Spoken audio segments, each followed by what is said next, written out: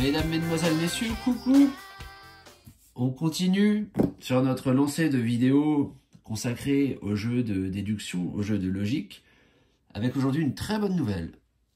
Nous allons mettre un grand coup de pied dans la fourmilière nazie, nous allons craquer le code Enigma grâce à ce jeu Turing Machine. C'est un jeu de Fabien Gridel et Johan Levet.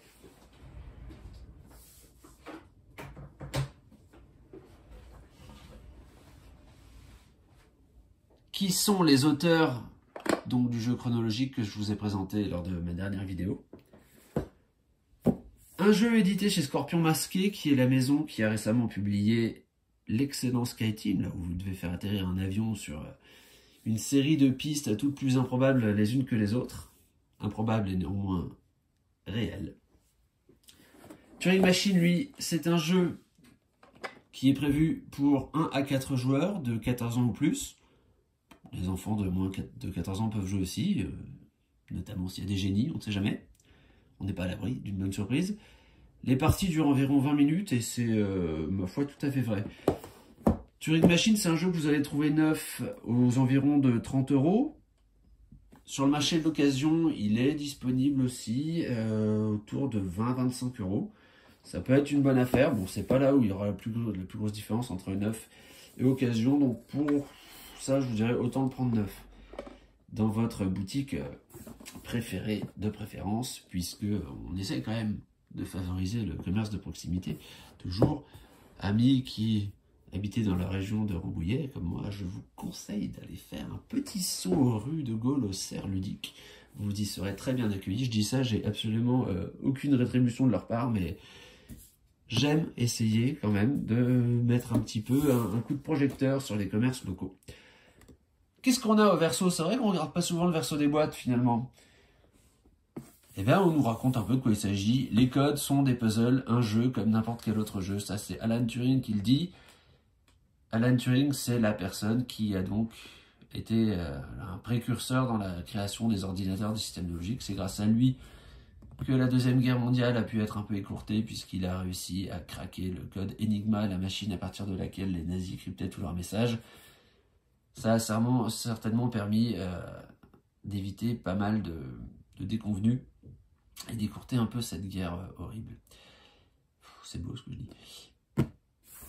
On nous raconte qu'il y a 7 millions de problèmes à résoudre. On va voir dans un instant que c'est vrai sans être tout à fait vrai. Ça dépendra certainement de la période de ce siècle à laquelle vous jouerez. Vous comprendrez en voyant la vidéo.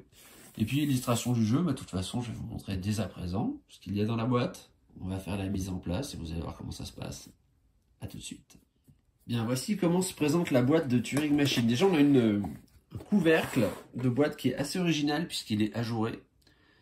Et c'est par transparence sur la notice d'utilisation dont on a laissé la couverture majoritairement toute verte qu'on voit apparaître le nom du jeu Turing Machine.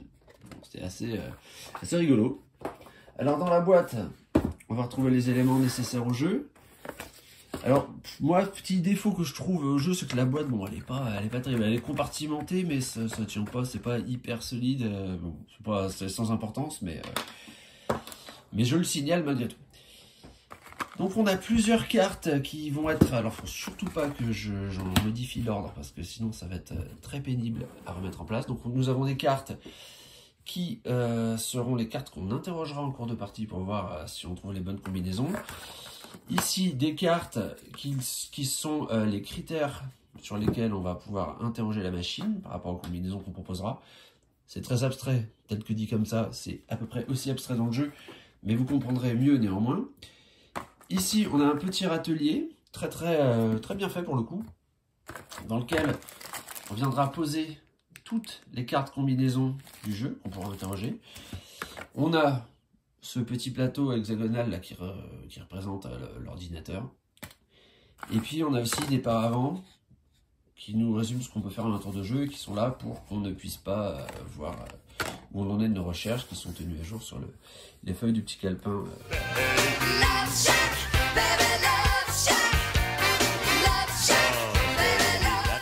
La première chose à faire quand on veut jouer à Turing Machine, c'est de sélectionner un problème à résoudre. Il y en a 20 qui sont proposés dans la boîte de base. Et on vous donne un QR code avec une adresse internet, donc turingmachine.info, sur lequel vous allez en trouver beaucoup d'autres, les 7 millions qui sont annoncés au dos de la boîte. Il faut quand même savoir que 7 millions, c'est vrai sans être vrai.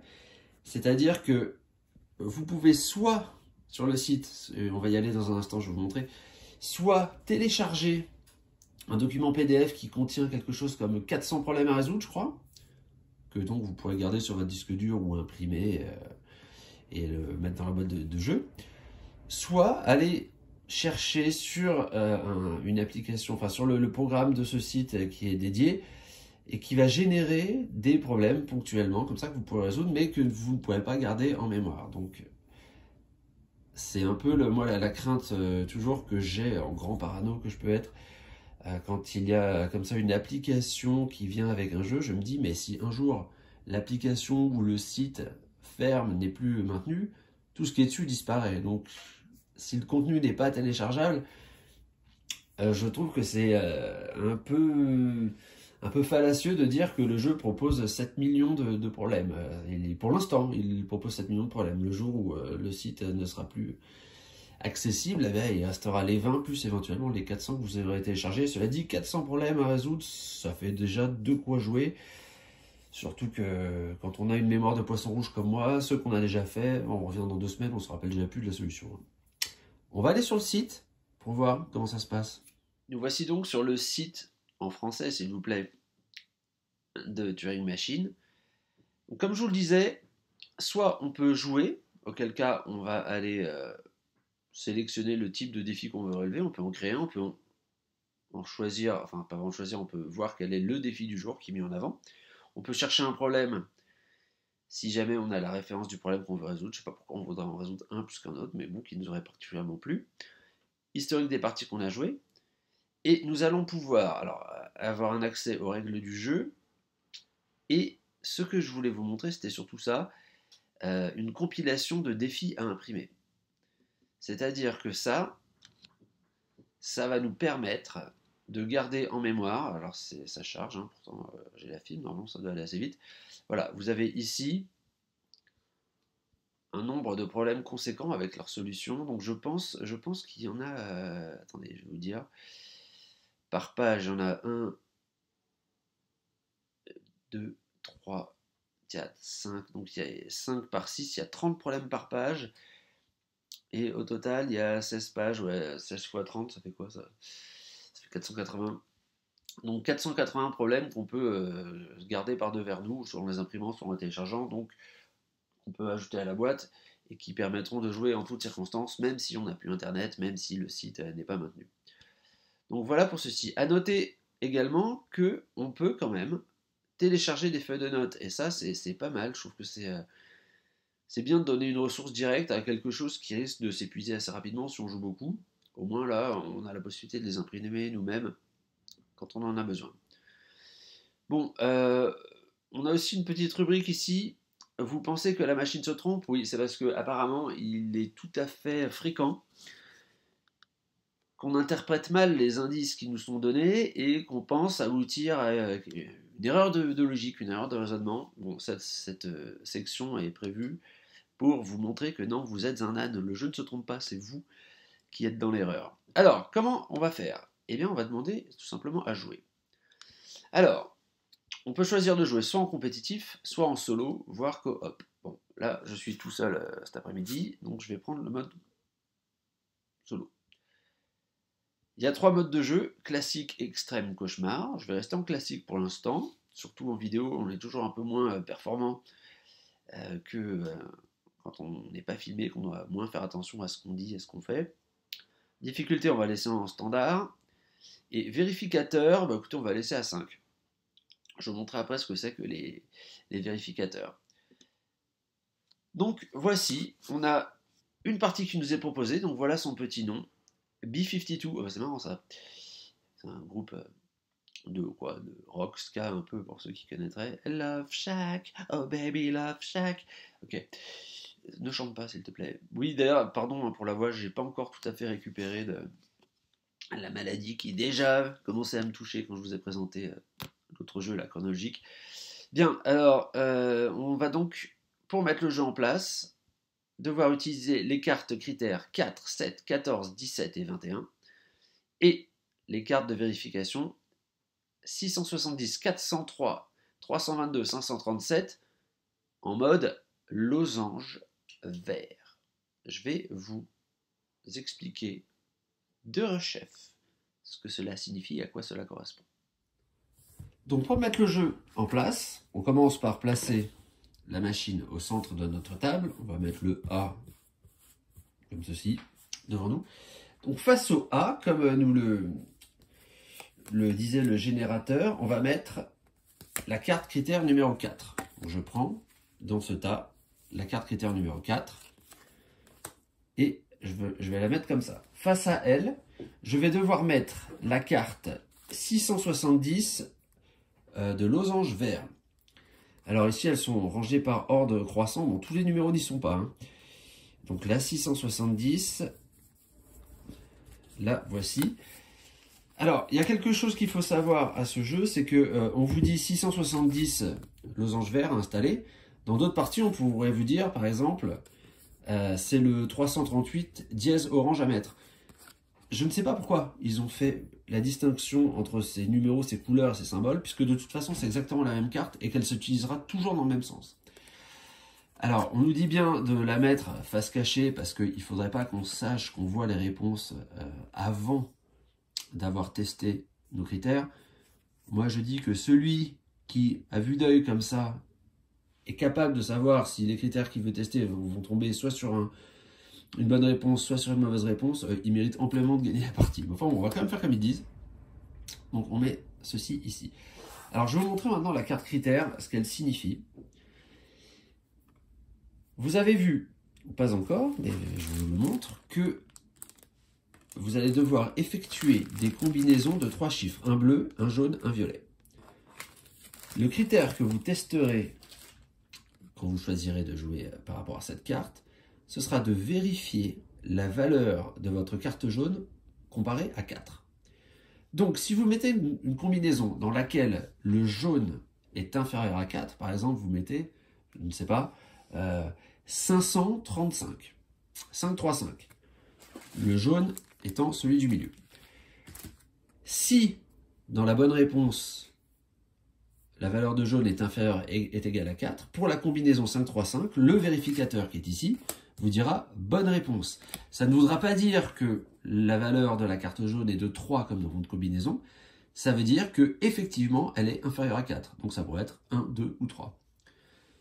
S'il vous dit que c'est faux, bah ça veut dire que soit le jaune est égal à 4, soit il est supérieur à 4. Donc en gros c'est 4 ou 5, puisque ça va pas plus loin que 5. De la même manière, si vous mettez une combinaison, par exemple 1, 4, 3, si vous dit c'est bon, ça veut dire pour le coup que le jaune est égal à 4. Et s'il vous dit que c'est pas bon, ça veut dire soit qu'il est plus petit que 4, soit qu'il est supérieur à 4. Donc c'est 1, 2, 3 ou 5, c'est pas 4.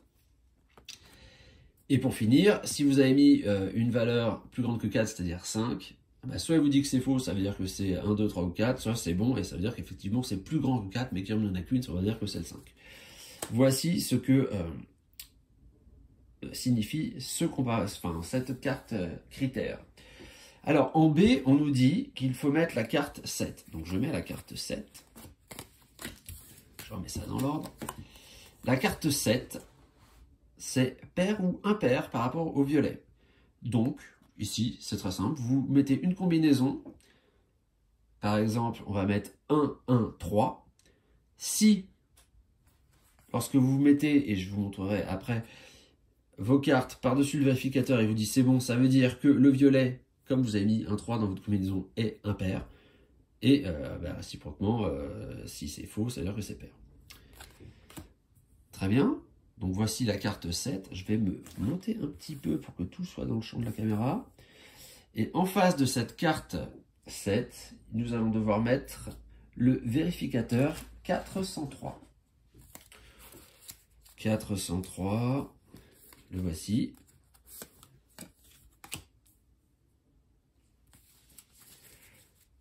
Ensuite, on sait la carte 14. Là, là. Celle-ci, qu'est-ce qu'elle nous dit? Ce vérificateur vérifie quelle couleur a une valeur strictement plus petite que les deux autres.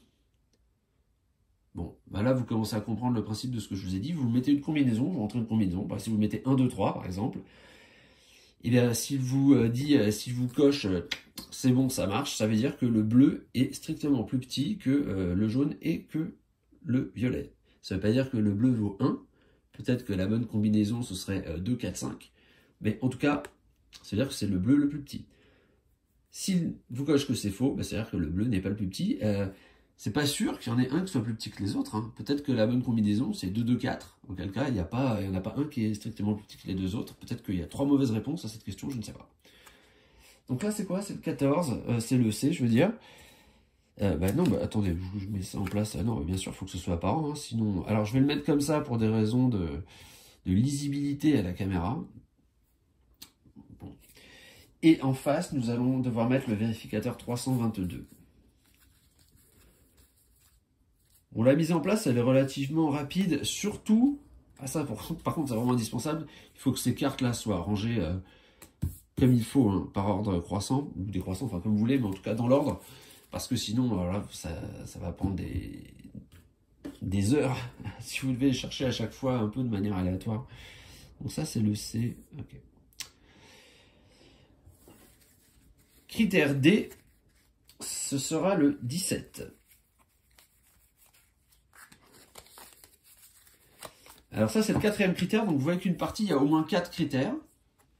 Donc nous, on a choisi de jouer à 5. Enfin, j'ai choisi de jouer à 5 critères. Donc il y en aura encore un, mais ça pourrait être le dernier. Hein. Dans une partie plus courte, il n'y aurait que 4 critères. Enfin, c'est le minimum. Alors, ce vérificateur vérifie combien il y a de valeurs paires dans le code. Ok.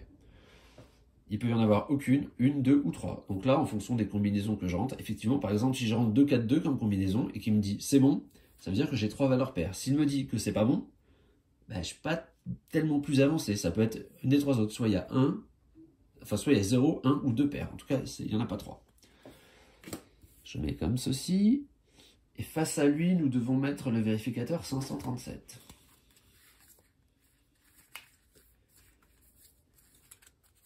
Lovely. Enfin, le dernier critère, le E, c'est pour nous le 21.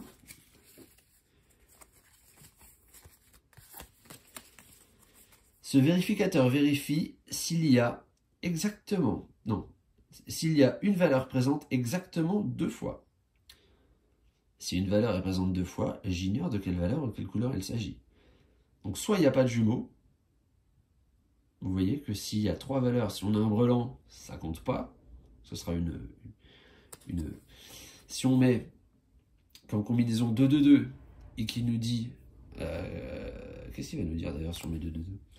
Il va nous dire que c'est faux. Ça veut dire que, effectivement, c'est pas la bonne réponse. Enfin, non, c'est pas ça que ça veut dire. Justement, c'est la petite gymnastique qui est à faire. En gros, on va voir si le critère qu'on a posé est bon ou pas. Donc, si je propose... Voilà, c'est comme ça que ça se met. Si je mets 2, 2, 2 et qu'il me dit c'est bon, ça veut dire que je n'ai pas exactement une paire. Mais ça veut pas dire qu'il y a un brelan.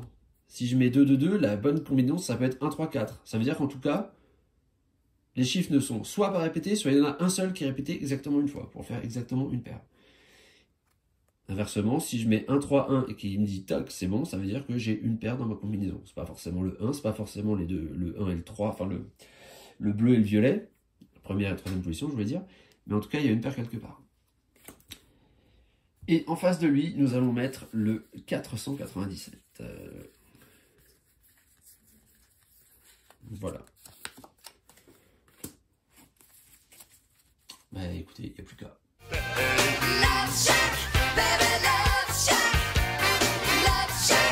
Terminer la mise en place en plaçant les cartes combinaisons dans le râtelier. Bon, je mets le petit paravent aide de jeu ici, mais on n'en aura pas besoin.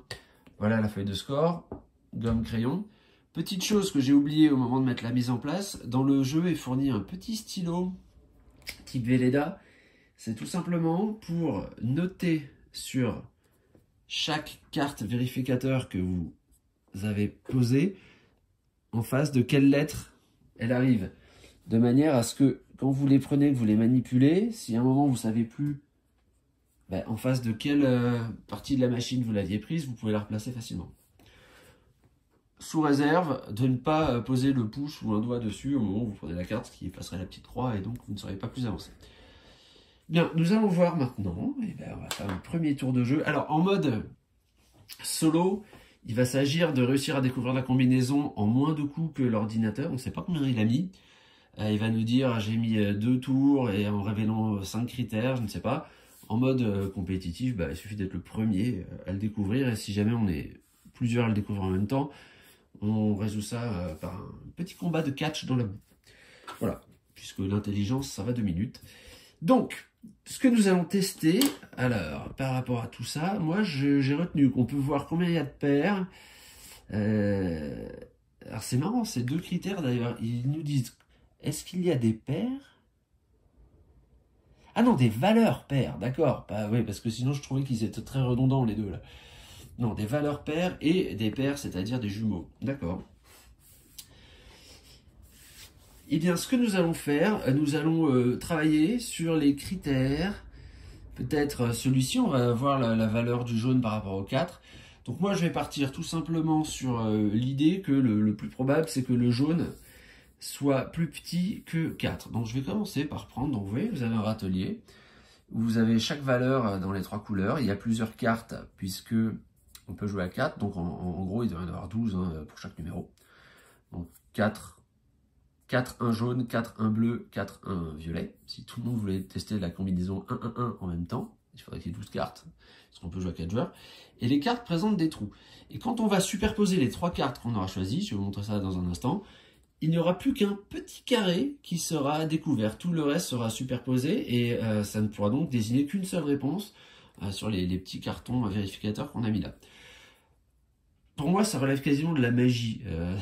Cet exploit géométrique, tant sur le fait que les combinaisons ne vont révéler qu'un seul espace libre à la fin, que sur le fait que en mélangeant X critères, on arrive à une et une seule combinaison.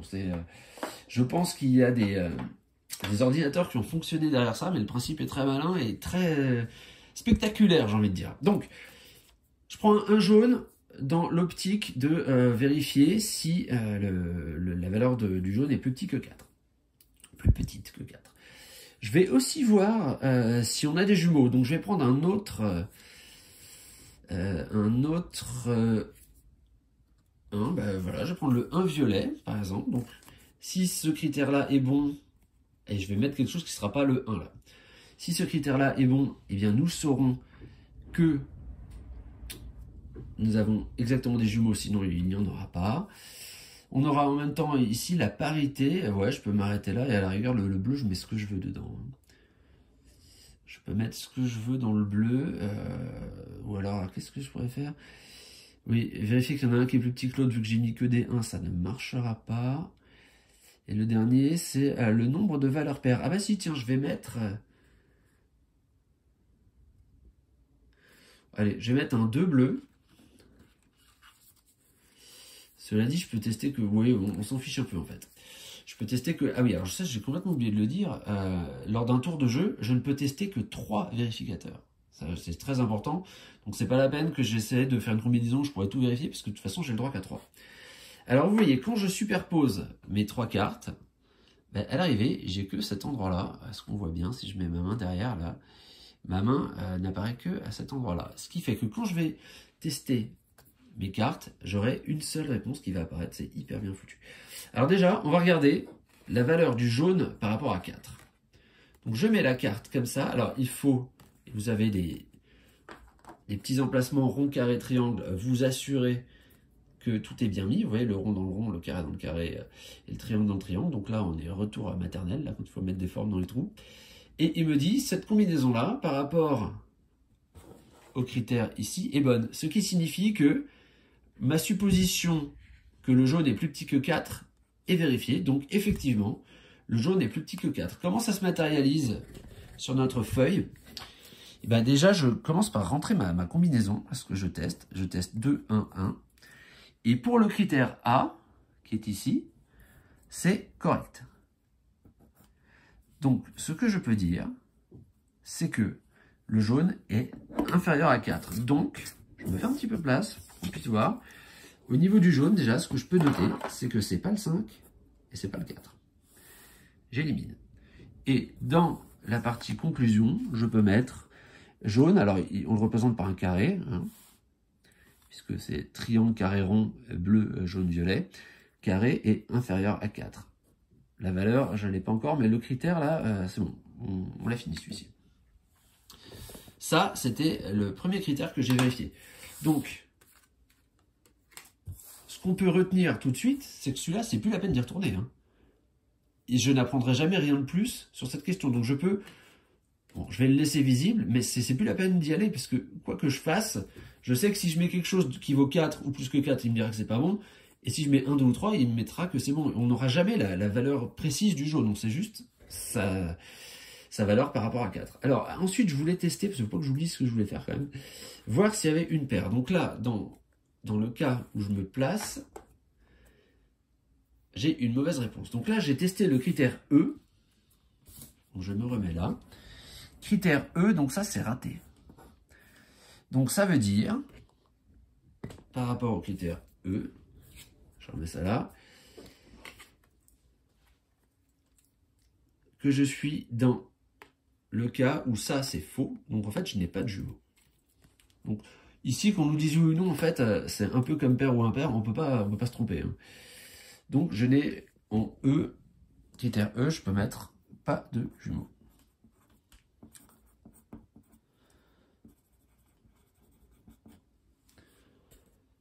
Enfin, j'ai le droit de tester un dernier critère. Alors ici, soit je vais aller chercher... Ce qui est sûr, c'est que celui-là, ça n'a aucun intérêt que je teste, vu que j'ai mis des valeurs égales. Donc il va pas me dire si on a un qui est strictement plus petit que les deux. Enfin, c'est sûr que ça dans aucun cas, ça pourrait marcher, ça. Ici, voir combien il y a de valeurs paires ici dans le code. Donc ça pourrait avoir le coup. Ou alors tester la valeur paire, impair. Peut-être qu'il vaut mieux commencer par celui-là, parce que paire, impair, ça va aller très très vite. Hein. Il n'y a qu'une seule réponse.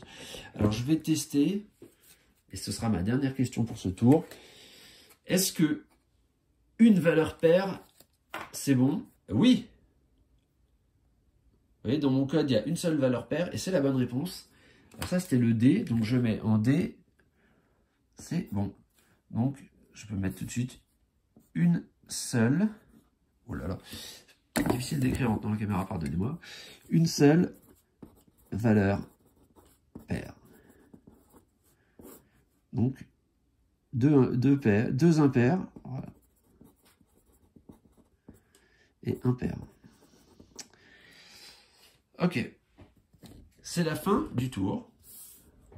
Donc, à la fin du tour, qu'est-ce que je fais? Je remets les cartes combinaisons dans le râtelier et je vais composer une nouvelle combinaison. Alors, en fait,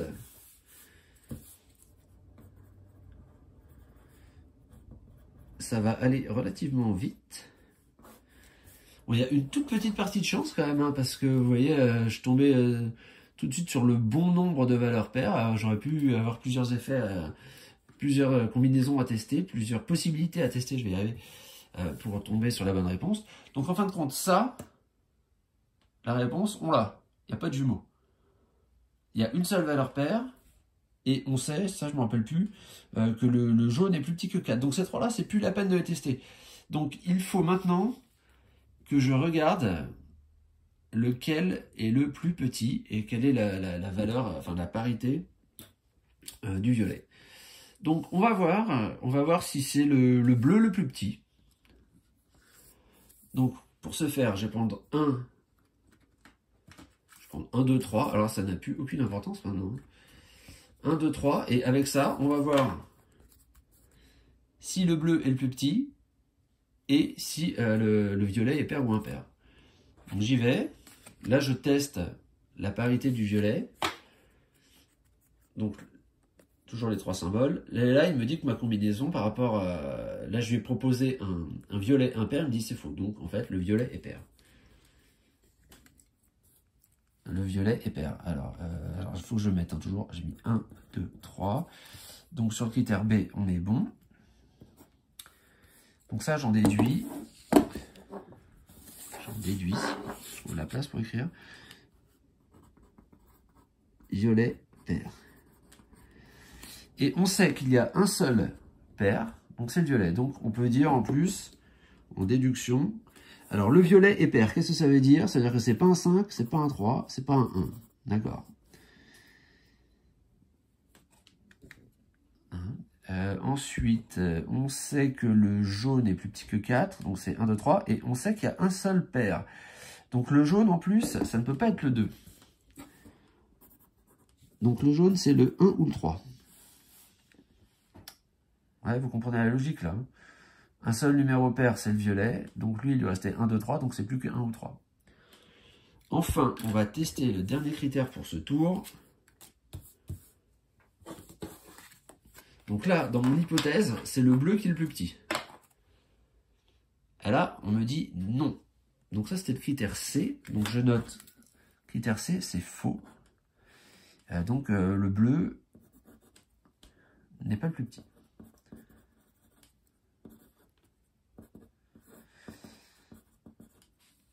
Donc le bleu, tout ce que je peux dire, c'est qu'il ne vaut pas 1.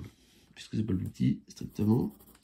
Mais on sait aussi que le bleu, il n'est pas pair. Donc le bleu, il vaut 3, 4 ou 5. Ben écoutez, je crois qu'on a la réponse avec ça. Parce que... Ah non, on n'a pas la réponse encore. Non, non, non, non. Alors, on va voir. On va essayer de la trouver. Attends, déjà, c'est la fin du tour. Donc, je vais ranger les choses et puis je vais essayer de voir s'il me manque une information ou si on peut essayer de trouver la réponse tout de suite. Évidemment, hein, le but, c'est toujours de le trouver le plus vite possible.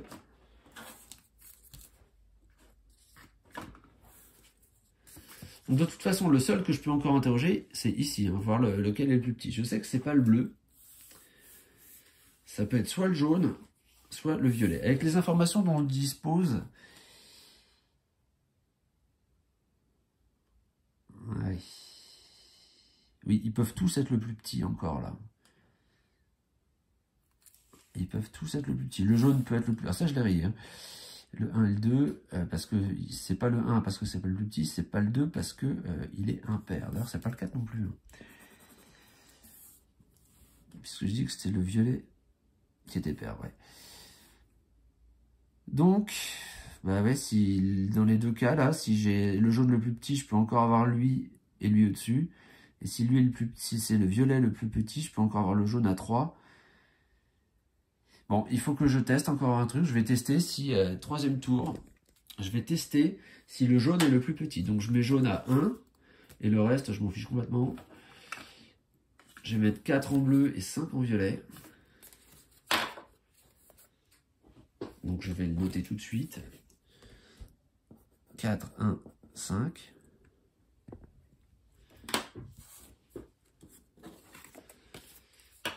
J'aligne. Donc ça n'est pas non plus le jaune le plus petit. 4, 1. Alors la combinaison par rapport à C, c'est faux. Donc je mets jaune. Le carré n'est pas non plus le plus petit. Jaune n'est pas le plus petit. Donc ça peut pas être le 1.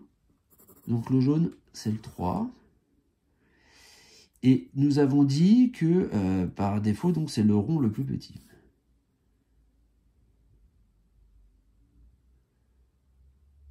Bah, je suis embêté alors, non. Ah oui, alors il ne peut pas y avoir de paire. Ah oui, il peut pas y avoir de paire, donc forcément, le triangle, ça peut pas être un 3. Donc c'est un 5. Et mais alors quand je sais si c'est un 2 ou un 4, le violet là. J'ai dû faire une erreur.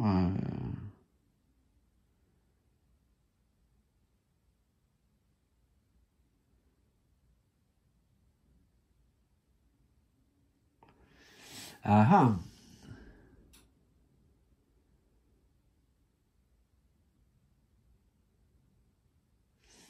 Alors, attendez, là j'ai un problème là, de logique. C'est très bien que je me plante comme ça. Combien il y a de valeurs paires par code, hein? Moi, quand j'ai valeur paire, quand j'ai mis 2, 1, 1, il m'a dit c'était bon, le dé. Donc, il y a une seule valeur paire. Et le violet est pair. Ouais, mais comment je sais? après. Et j'ai dit par rapport au critère du plus petit, c'est le critère C. Le jaune le plus petit et le bleu le plus petit, là et là, était faux. Donc c'est bien le violet le plus petit. Ah bah je suis bête. Je comparais qu'au 5. Non mais n'importe quoi. Je peux encore tout récupérer. Donc oui, forcément c'est 2. Il ne reste plus qu'à vérifier cette combinaison sur l'ordinateur. Pour vérifier une solution, c'est très facile. Nous allons nous rendre sur tester un code. Nous avons dit que notre solution c'était 5 bleus, 3 jaunes et 2 violets. Vérification. Félicitations, ce code est le bon. Avez-vous battu la machine? Alors c'est pour ça qu'il est important de noter tous les coups qu'on a fait. Les coups que j'ai fait, moi, donc ça m'a pris 3 tours. Et j'ai testé 3, puis 2, puis 1, 6 critères en tout. Et c'est par rapport à ça qu'on va comparer notre score vis-à-vis de l'ordinateur. Avez-vous battu la machine? C'est ce que nous allons voir. Pour chaque manche, notez les réponses obtenues. Alors, la première manche, j'ai eu bon sur le A, j'ai eu bon sur le D et mauvais sur le E. J'ajoute une manche. Deuxième manche, j'ai eu bon sur le B, j'ai eu faux sur le C. Et dernière manche, j'ai eu faux sur le C. Est-ce que ça suffit à abattre la machine?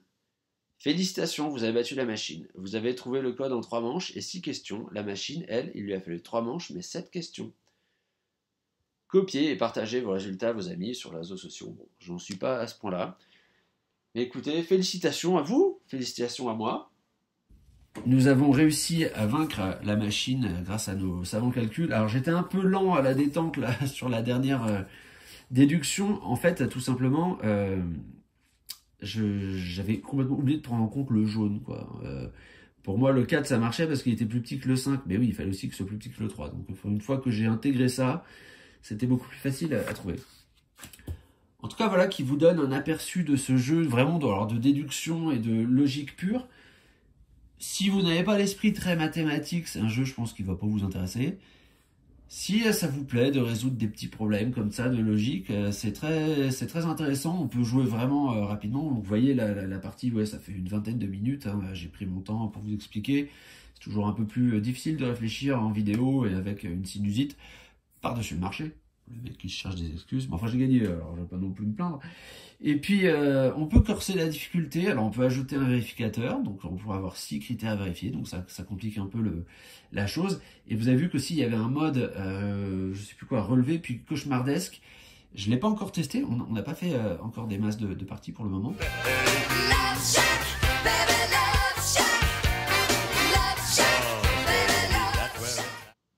J'étais en train de mettre un terme à la vidéo, puis je me suis dit, allez, pour le fun, on va quand même se tenter une partie en mode extrême. Je garde la difficulté standard, je vais passer seulement à 4 vérificateurs. Je ne sais pas ce que ça signifie en fait, mode extrême par rapport à mode classique. D'accord, donc par catégorie, on aura maintenant 2... Alors attendez, j'ai mal fait mon truc.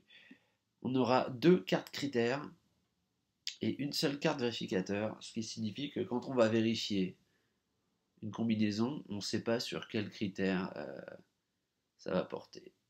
Je vais mettre ça en place et puis on va voir ce que ça donne. Allez, j'ai mis les critères et les vérificateurs comme me le demandait l'application. En A, on a donc 2 critères maintenant. Le nombre de 3 qu'il y a dans le code, 0, 1, 2, 3, et la valeur du bleu par rapport à 3. Alors, ce qui signifie, et je ne sais pas comment ça se passe. Alors là, si je mets par exemple le code 3, 2, 2, si le bleu est effectivement égal à 3, mais qu'il devait y avoir 2 ou 3, 3 dans mon code, qu'est-ce qu'il me donnerait? Il faut que les deux soient bons pour que pour avoir une bonne réponse? Je ne sais pas. Là, c'est où est-ce qu'il peut... Non, il peut pas me mentir quand même. Il peut pas me donner de fausses infos. On va voir. Alors, ça, on l'a déjà eu à la partie d'avant. Le nombre de valeurs paires qu'il y a dans le code et le nombre de 4 qu'on a dans le code. Bien, là, c'est une découverte. Hein. Je vous prends un peu comme cobaye. Je suis désolé. La partie va durer 2h30. Ici, le C... Alors, la valeur du jaune comparée à la valeur du violet, et ce vérificateur juste en dessous vérifie si les 3 valeurs sont en ordre croissant, décroissant ou sans séquence particulière. Certes. Effectivement, je pense que là, on a monté d'une marche. Et la valeur comparée du violet et du bleu. Ah, donc on a 2 fois un peu là des points de repère par rapport au violet. Ok. Et la valeur du jaune par rapport à 3. Bon. Je pense que effectivement, cette fois-ci, on est parti pour un grand moment de perdition intellectuelle, je crois. J'en ris d'avance. Bon. Comment faire? Alors, je sais pas, je vais tester celui-là. J'ai l'intuition. Allez, je vais vous dire, j'ai l'intuition qu'il n'y a pas de 4 dans le code. Et qu'il y a une valeur paire. Donc, je vais essayer un code avec une valeur paire et aucun 4. Mais, qu'est-ce que je vais choisir comme valeur? Ben, je vais prendre un jaune égal à 3. D'accord. Une valeur paire, parce que je vais essayer de m'attaquer à ce critère-là. Est-ce que mon jaune peut faire 3? Et admettons que le bleu soit plus petit que le violet. Donc par exemple, bleu, je vais mettre un 2. J'ai dit que je voulais pas de 4. Et violet, un 5. Je me retrouve avec ce code 2, 3, 5. Pourquoi pas? Testons-le. 2, 3, 5. Donc je vais pouvoir le tester donc, sur ce critère-là de nombre de valeurs paires et de nombre de 4 dans mon code. Ça va être dur. Hein. Ça va être dur. Je sais pas, en fait, je sais pas à partir de quand on arrive à tirer des conclusions en fait. Je vais pouvoir tester ça aussi. Est-ce que le jaune est le plus petit que le violet et est-ce qu'on a une suite? Une séquence croissante. On a peut-être un 1 qui est bon là-dedans dans tout ce qu'on va tester. Allez. Tentons-le. Donc je commence par le critère B.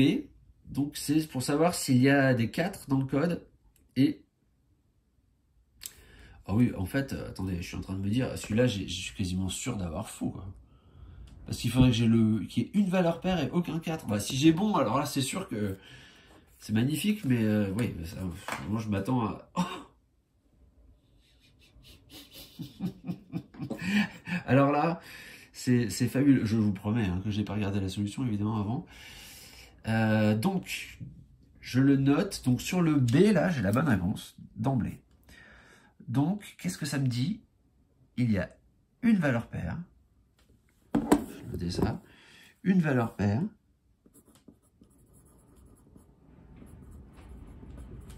Et aucun 4. Donc, d'emblée, je peux rayer tous les 4 ici. Alors, c'est ce que je comprends. Hein, il faut que les 2 critères soient bons, je suppose, pour la bonne réponse. Bon, alors là, le flair. Mais oui, c'est ça, le French flair. Alors, voilà. Eh ben, c'est parfait. Alors, en plus, ce qui est très bien, c'est que je n'ai plus besoin, a priori, de tester le B, là. Hein. Déjà, un de fait. D'accord. Ensuite, ce qui peut être très intéressant, c'est de tester le C aussi. On va voir. Alors, pour être bon, il faudrait que le jaune soit plus petit que le violet, là, c'est ce que je fais, et qu'on ait une séquence croissante. Non, mais attendez... Non, mais alors là, il se passe quelque chose, là. Au niveau de la chance, là, c'est phénoménal. Donc, ok, le C, c'est bon. Alors, vous n'allez jamais me croire quand j'ai pas regardé. Donc, on a le jaune qui est plus petit que le violet. Donc, le jaune, ça peut pas être le 5, déjà. C'est jaune. Enfin, jaune, ça se représente par un carré. Je cadre ça mieux. Le jaune est plus petit que quoi? Que le violet, que le rond. et même le bleu est encore plus petit. C'est ça que ça dit, c'est qu'on est dans un ordre croissant. En fait, s'il faut, j'ai peut-être pris la bonne combinaison d'emblée, là. Et, bon, en fait, je pourrais carrément le mettre comme ça directement. Hein. La bonne réponse, c'est ça. C'est pas 5, c'est rond. Je me trompe avec le 5 qui est là. D'accord, donc si j'en déduis ça, ça veut dire que et le carré et le rond ne peuvent pas être le 1. D'accord, et le triangle, lui, ne peut pas être le 5. Ouais, et pourquoi le jaune ne peut pas être le 5? Eh bien oui, puisqu'il y a plus grand que lui, ok. Il peut pas être le 4 parce qu'il n'y a pas de 4. Et il y a une seule valeur paire dans cette histoire. Ok, bah, c'est hyper simple en fait. Non mais là, c'est honteux la chance que j'ai. Là, moi-même, j'ai envie de me mettre un handicap pour la suite. Là. Et alors, la dernière que je voulais vérifier, c'était celui-ci, là, tout là-haut. C'était la valeur. Alors, est-ce que le jaune vaut 3? Si le jaune vaut 3 et qu'en plus... Ah, par contre, non mais là, on va avoir... Ah ben si, on va voir bon, bah c'est sûr que le bleu est plus petit que le violet, puisque on nous l'a dit là. C'était je crâne mieux. Ouais, donc ça c'est bon. Alors, ça veut dire que si jamais il m'annonce une réponse fausse, c'est uniquement sur la valeur du jaune par rapport à 3.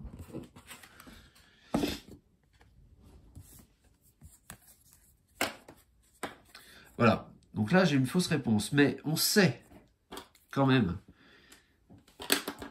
que ma proposition d'avoir mis un bleu plus petit que le violet est bonne.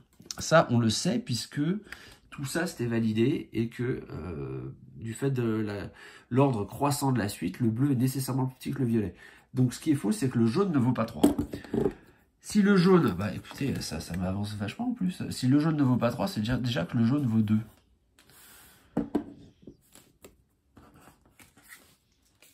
Ok. Je sais plus où c'était, ça. Ben voilà, c'était le D. C'est coché là, donc je le remets là.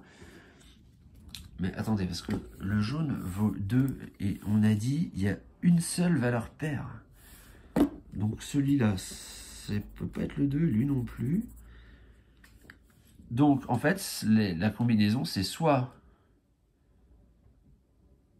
Bah, c'est même nécessairement le 1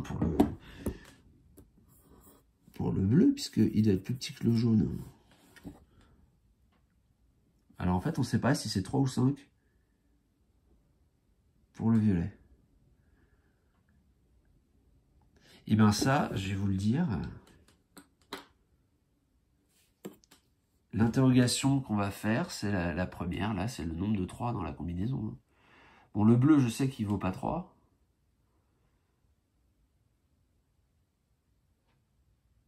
Et on a combien de 3 dans la combinaison? 1, 2, on en a 1 ou 0. D'après mes calculs, c'est soit 1, 2, 3, soit 1, 2, 5. Bon, alors, sinon, je me suis complètement planté, j'ai rien compris. Mais non, j'ai l'impression que... Voilà, alors là, la chance maximale, là, si c'est ça... Donc, il faut que... il faut pas que je me trompe, en fait. Bon, je vais prendre le 1, parce que je sais que le bleu, c'est le 1. Donc, comme ça, il est plus petit que 3. Ça, au moins, ce sera bon. Parce qu'il faut cumuler 2 bonnes réponses pour être sûr, en fait. Donc, ça, ce sera bon. Le jaune, je vais mettre 2. De toute façon, il n'entre pas dans la combinaison. Donc, parce que ma réponse, c'est ça. Et puis, bah, violet, je vais mettre 3. Hein.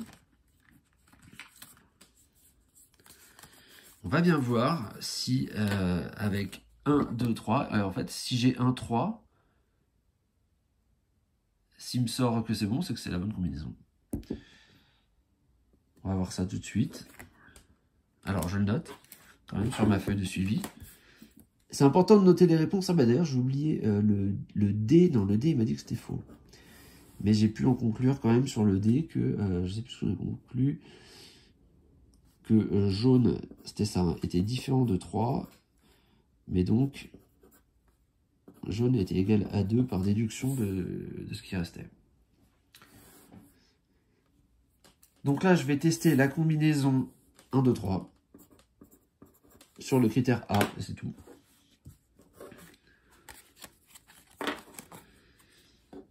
ça n'est pas ça. Donc, la conclusion qu'on peut rapporter du A, c'est qu'il n'y a pas